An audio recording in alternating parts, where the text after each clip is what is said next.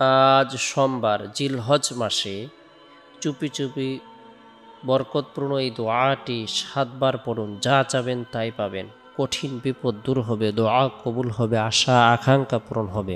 সোমবারের দিন অত্যন্ত বরকতপূর্ণ একটি দিন, ফজিলতপূর্ণ একটি দিন, মাহাত্ম্যপূর্ণ একটি দিন, তাৎপর্যপূর্ণ একটি দিন। আজকের সোমবারের দিনটি জিলহজ মাসের মধ্যে, হজ মাস হলো আরবি ১২তম মাস। এই মাসের মধ্যে গুরুত্বপূর্ণ ইবাদত আমরা করে থাকি। বিশেষ করে জিলহজ মাসের মধ্যে সামর্থ্যবান ব্যক্তিরা হজ পালন করে থাকেন, কুরবানি প্রদান করে থাকেন। ঈদুল আজহার মতো গুরুত্বপূর্ণ একটি দিন জিলহজ মাসের মধ্যেই আমরা আল্লাহ তাআলার পক্ষ থেকে পুরস্কার হিসেবে পেয়েছি। জিলহজ মাসের গুরুত্বপূর্ণ আরও একাধিক ইবাদত বন্দেগী রয়েছে, যে ইবাদতগুলোর মাধ্যমে বান্দা আল্লাহর নৈকট্য লাভ করে থাকে। আল্লাহ তাআলা তার জীবনের সকল গুনাহগুলোকে মাফ করে দেন। জিলহজ মাসের ফজিলতকে সামনে রেখে, সোমবারের দিনের ফজিলতকে সামনে রেখে আমরা প্রত্যেকে গুরুত্ব সহকারে আমাদের সময় সুযোগ অনুপাতে নফল ইবাদত বন্দেগী করব, নফল নামাজ পড়ব, কোরআন তেলাওয়াত করব, জিকির আজকার করব, তাসবিহ তাহলিল পাঠ করব, রব্বুল আলামিনের দরবারে রুনাজারি করব। আল্লাহ তাআলা আপনার আবার জীবনের সকল পেরেশানিকে দূর করে দেবেন, দোয়াকে কবুল করবেন। বিশেষ করে সোমবারের দিন ফজরের নামাজ সম্পূর্ণ করার পর জাহান্নামের ভয়াবহ শাস্তি থেকে, আযাব থেকে বাঁচার উদ্দেশ্যে রাসূলের শিখার বরকতপূর্ণ এই দোয়াটি আমরা ৭ বার পাঠ করব, আমল করব। আল্লাহুম্মা আজিরনি মিনান নার, আল্লাহুম্মা আজিরনি মিনান নার। যে ব্যক্তি বরকতপূর্ণ এই দোয়াটি ৭ বার পাঠ করবে, আমল করবে, আল্লাহ তাআলা তাকে জাহান্নামের ভয়াবহ শাস্তি থেকে নিরাপদ, তার জন্য আল্লাহ তাআলা জাহান্নামের ৭টি দরজাকে বন্ধ করে দিবেন। তাই গুরুত্ব সহকারে আমরা আল্লাহুম্মা আজিরনি মিনান নার ৭ বার আমল করব।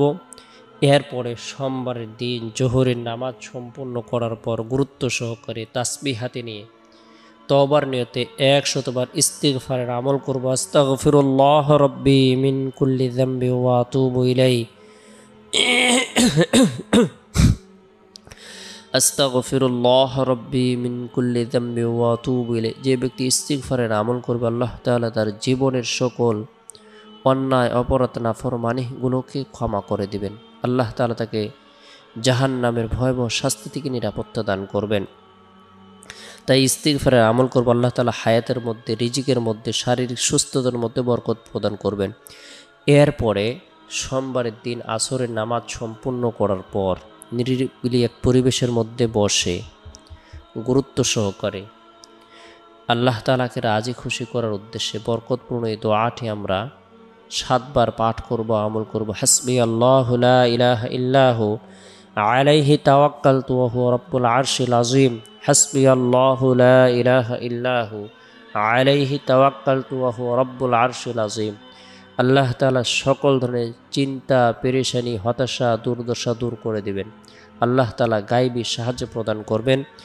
এই দোয়াটি ৭ বার আমল করার পর হাত উত্তোলন করে নিজের জন্য, পরিবার পরিজনদের জন্য, আত্মীয় স্বজনদের জন্য, জীবিতদের জন্য, মৃতদের জন্য মাগফিরাত কামনা করব, দোয়া করব। পরে সোমবারের দিন শেষ হওয়ার পর যে রাত আসে, এই রাতটি হলো বরকতপূর্ণ একটি রাত। এই রাতের মধ্যে বিশেষ করে এশারের নামাজ সম্পূর্ণ করার পর গুরুত্ব সহকারে নবী সাল্লাল্লাহু আলাইহি সাল্লামের প্রতি মহব্বত রেখে, ভালোবাসা রেখে, আন্তরিকতা রেখে দুরুদের আমল করব। اللهم صل على محمد عبدك رسولك وصل على المؤمنين والمؤمنات والمسلمين والمسلمات. اللهم صل على محمد عبدك رسولك وصل على المؤمنين والمؤمنات والمسلمين والمسلمات. আল্লাহ তাআলা ধনী এবং সুখী বানিয়ে দেবেন, পেরেশানিকে দূর করে দেবেন। গুরুত্ব সহকারে এই দুরুদের আমল করব। চেষ্টা করব যথাসময় আল্লাহর নাম নিয়ে ঘুমিয়ে যাওয়ার জন্য। আল্লাহুম্মা বিসমিকা আমুতু আহইয়া, এই দোয়াটি পাঠ করে ঘুমিয়ে যাব।